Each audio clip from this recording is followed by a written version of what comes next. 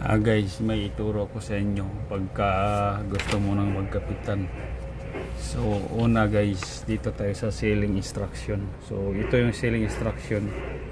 So dito naka-indicate yung mga gagawin mo sa voyage. So dito guys, may mga schedule. So sabi sa kuan, may steaming time like that.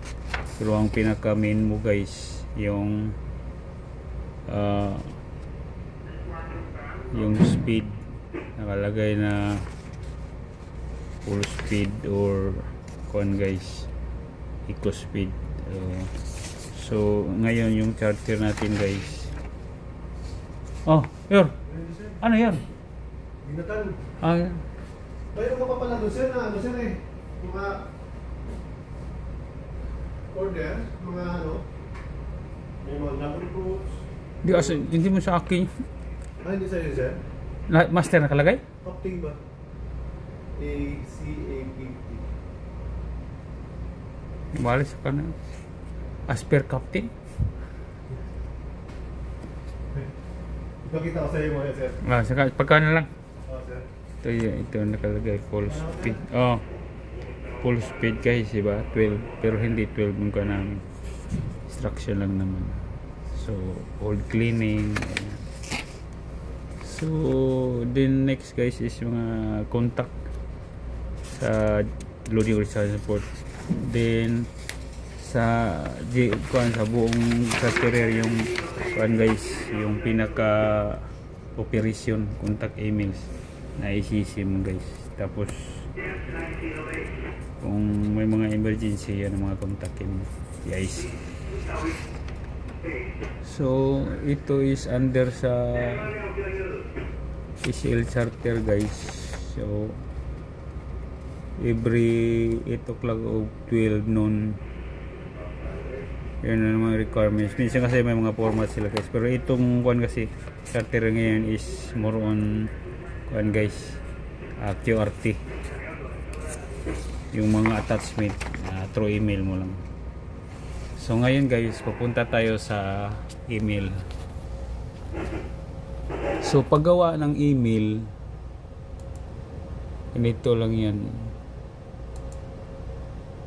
As first timer guys, so nakita mo itong kuan, mga reference number yan. So sa email mo, para pagka may hahanapin na nagka-problema at malaman kung saan pinadala. So example dito guys sa weather. So ang pinag-usapan to is weather forecast. So assuming hindi mo alam guys, mag-reply ka ngayon. Lagay mo reply. So may CC na guys. So yung padalan mo is si Diana. So paano mo malaman na halimbawa hindi mo alam kung sinong padalan, yung sa kuan, sinong ilagay mo sa to. So ito guys, dito sa baba, sinong nagpadala. So ito yung kuan niya guys, yung parang principal din. Ito yung position niya, yun ang isulat mo doon sa taas. Tapos ito siya yung kuan, yung pangalan. So dito yan yun, di ba, aste yun. So dito ilagay mo yun, principal, tapos marine superintendent. So ang mangyari niyan guys, ganito ng kinalabasan.